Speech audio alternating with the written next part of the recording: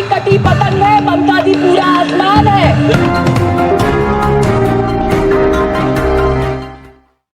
सयानी गोष्ठी।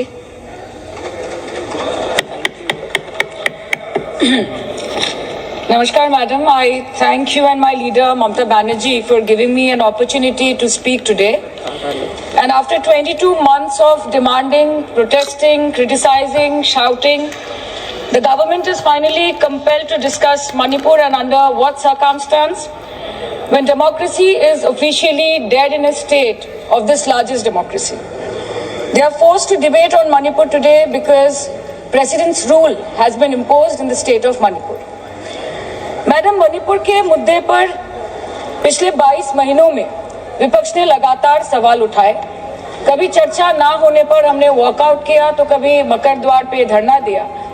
लेकिन हमें सबसे ज्यादा उम्मीद जिनसे थी, हमारे आदरणीय प्रधानमंत्री जी, ना उनके मन में मणिपुर के लिए कोई जज्बा दिखा और ना ही उनके बातों में मणिपुर का कोई जिक्र उठा।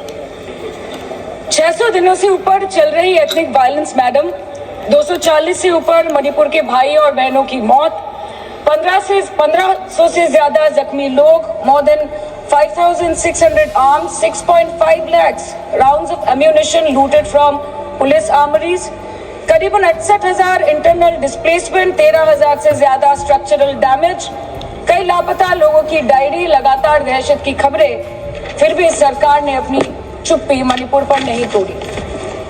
Madam, in the past 22 months, every individual has taken to the streets of Manipur protesting and demanding peace. The apex student body of the Northeast staged a protest against the Prime Minister and the Home Minister for their failure to handle the crisis. The Indigenous Tribal Leaders Forum, the Kuki Front, organized a mass rally alleging that the central agencies were cherry-picking in order to appease the majority community at the expense of the minorities. Madam, कल तक Meitei community के महिलाओं ने protest stage किया और home minister को अर्ज किया कि आप जाएं और मणिपुर में शांति लाएं। अध्यक्ष महोदय, कम्युनिटी चाहे कोई भी हो, मणिपुर के लोग हमारे अपने लोग हैं और हम आपसे बस यही कहना चाहते हैं कि whether you like this fact or not, Manipur इस देश का ही हिस्सा है। मैम, 550 से ज्यादा civil society organisations, retired bureaucrats, police officers, activists, lawyers, filmmakers, journalists, academics, writers, they had to unitedly issue a public statement urging the Honorable Prime Minister to speak out about the ongoing ethnic violence in Manipur, but there was pin-drop silence from the Prime Minister's end. और जब वो पहली बार बोले तो उन्होंने मणिपुर के अब के हालात के लिए कांग्रेस की तब की सरकार को कोसा, जबकि मणिपुर में डबल इंजन उन्हीं की चल रही थी। Sir, only a few empty words were spoken by the Prime Minister and not even a single substantial step was taken by the central government to handle the Manipur crisis. It was the widespread reporting of this shameful incident of public humiliation of 2 tribal women which led to the judicial intervention of the Supreme Court demanding accountability from the state government. And unfortunately, the United Nations too raised alarms about the blatant abuse of human rights in Manipur, citing reports of extrajudicial killing and sexual violence. What is the point? What is the point? What is the point of discussing Manipur, madam? What is the point of discussing the budget of Manipur? Manipur has experienced higher inflation rates every month since violence broke out in the state. 70% of Manipur lives in the villages with a monthly inflation rate of 10 to 12%, the highest inflation among all states in the country. Youth employment in Manipur is at 23%. मंत्री जी, मणिपुर पर इसी सदन में बार बार बातें रखी गई, नहीं रखी गई, रखी स्पीच रखी गई, गलत बात है। और गृह मंत्री जी भी, प्रधानमंत्री जी भी अपने भाषण के क्रम में वहां की स्थिति को बड़ी स्पष्टता के साथ रखे हैं। इस तरह के बयान करके, गुमराह करके, अराजक स्थिति पैदा करने, इस तरह के बयान करके, गुमराह करके, अराजक स्थिति पैदा करने के लिए जो मणिपुर शांति की ओर बिल्कुल बढ़ चुका है, उसके लिए सदन में इस तरह से क्यों बोला जा रहा है Modi? Budget for healthcare slashed by 23% and 11.5%, and budget for education slashed by 17% and 5.6% in the past 2 years. Budget for nutrition has been cut by 25%. Social security spending for tribal communities have seen a massive cut of 47%. And price rise is bleeding every family dry, no matter what their ethnicity be. What has the Manipur budget demands of grant proposed for reducing inflation and ease supply chain for the network of the state? Approx 6,164 children between 6 months to 6 years, 2,638 adolescent girls, 232 pregnant women, 753 lactating mothers are currently living across 325 camps in Manipur. By April 2024, 554 babies were born in relief camps since the violence erupted, including 2 maternal deaths as per official data. Madam, media reports के अनुसार चुराचंदपुर के एक relief camp में 80 से ऊपर लोगों की मौत हो चुकी है, कभी ट्रॉमा तो कभी मैलन्यूट्रिशन तो कभी बीमारी से। एक 36 साल के नौजवान ने एक रिलीफ कैंप में अपनी खुद की जान ले ली। 665 days of continuous conflict assaulted the well-being of 30 lakh people of Manipur. Youth has no future.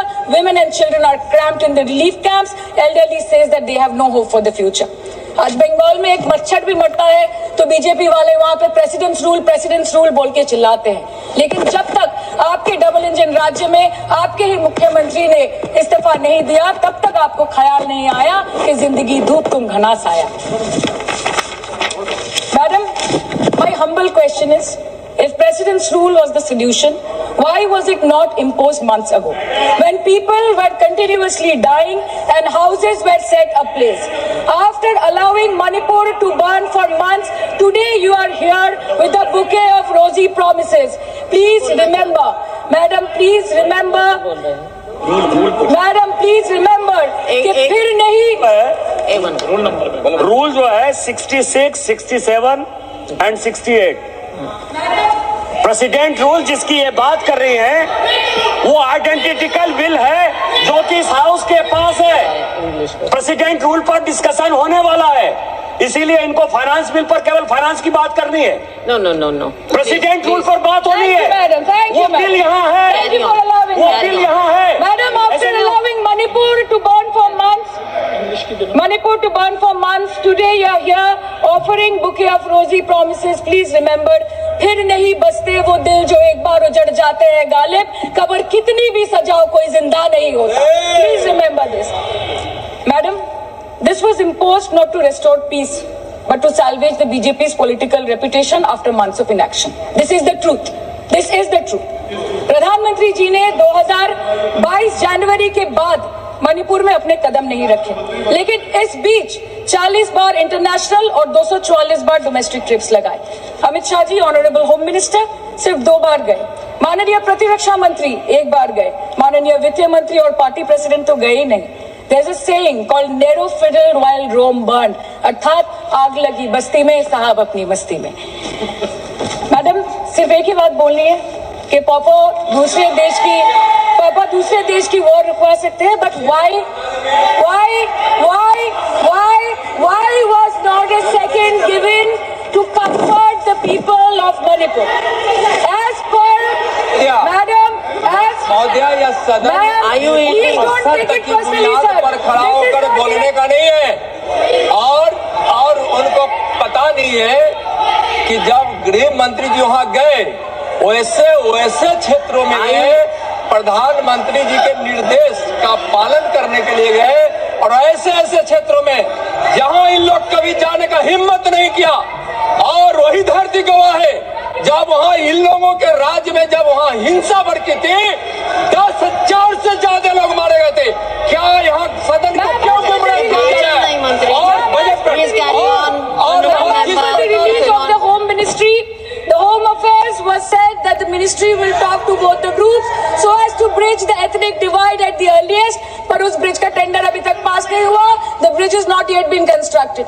Mr. Shah visited Manipur on 29th May 2023 and constituted a peace committee under the chairpersonship of Governor of Manipur. But there has been no development since. बाद में देखा गया that the governor को जबरदस्ती वहां से हटा दिया गया because she echoed the voice of the people of Manipur saying that Manipur के लोग दुखी है, मणिपुर के लोग अपसेट है। उन्होंने सिर्फ मांगा था कि प्रधानमंत्री एक बार आए और उनसे मिले। इसमें इतनी गलत बात कुछ नहीं है madam. Is this the reason why the government always shies away from discussion and debate? The truth is double engine ran over the people of Manipur. The double engine, your double engine ran over the people of Manipur. And on the other hand, we have our leader, madam. जब कभी भी कहीं कोई दुर्घटना घटी, जब कहीं बस्ती में आग लगी, जब कहीं आंधी उठी, हमारी लीडर वहां खुद जाके खड़ी हो गई। और जहां खुद नहीं जा पाई, वहां पे उन्होंने अपना डेलीगेशन भेजा, चाहे वो हथरस हो या लखीमपुर खेरी, चाहे वो सिंघू बॉर्डर हो या वायनाड या वो मणिपुर हो, हमेशा वो दूसरों की उम्मीदों पर खड़ी उतरी। इसलिए हम गर्व के साथ बोलते हैं, हम गर्व के साथ बोलते हैं, हम गर्व के साथ बोलते हैं कि ये बीजेपी समस्या है, ये बीजेपी समस्या है और दीदी समाधान है। बीजेपी कटी पतंग है, ममता दी पूरा आसमान है, ये बोलते हैं हम। और अंत में मैडम मैं बस इतना ही कहना चाहती हूँ कि आप मणिपुर का बजट बनाए, सप्लीमेंट्री बजट बनाए। इस देश में मंदिर बना रहे हैं, इस देश को मंदिर बनाए, इस देश को मंदिर बनाए। नए भारत में गवर्नमेंट है पर गवर्नेंस नहीं, बजट है पर बचत नहीं, खर्च है पर रोजगार नहीं, बाग है पर बहार नहीं। ऐसे भारत को हम जानते नहीं, ऐसे सरकार को हम पहचानते नहीं। आज माननीय प्रधानमंत्री जी मॉरिशस गए, उनको हमारी तरफ से बड़ी शुभकामनाएं। एक तरफ मॉरिशस है, एक तरफ मणिपुर। मंत्री जी, यस, हाँ, एक्सक्यूज मी, बोलिए। मंत्री जी, आपसे हम रूलिंग चाहते हैं। Madam, this is a gross abuse of the chair's indulgence. This is a gross abuse No, Minister. by an honorable member. No, you cannot. Who is You exceeding, cannot point fingers who at is the chair. No, exceeding- I'm sorry. Who is exceeding the I'm limit sorry. of a I'm debate sorry. on the I'm sorry. You appropriation cannot bill. say that. And I'm she sorry. doesn't. No, that the chair is showing to her. No, And this Minister. is absolutely not acceptable. Raju Bishta In ji. this house, Raju Bishta, when the बोलिए। appropriation bill is being Raju discussed, Bishta. the rules have to be followed. Raju Bishta.